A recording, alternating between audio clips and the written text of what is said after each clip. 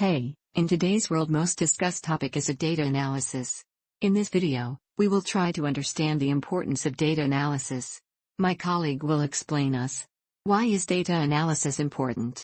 There is a list of reasons why data analysis is important part of doing business today. You will know your target customer better. Using data analysis, your business can get a better idea of your target audience, spending habits, income, and most likely areas of interest.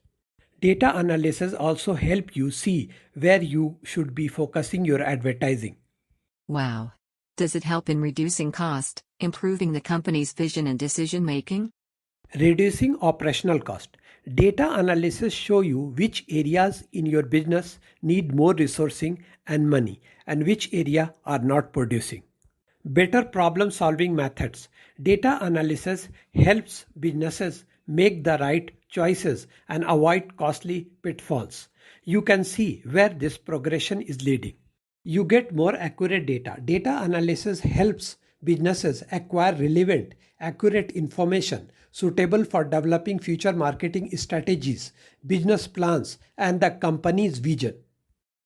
Please subscribe to our channel for more amazing videos. Thank you for watching.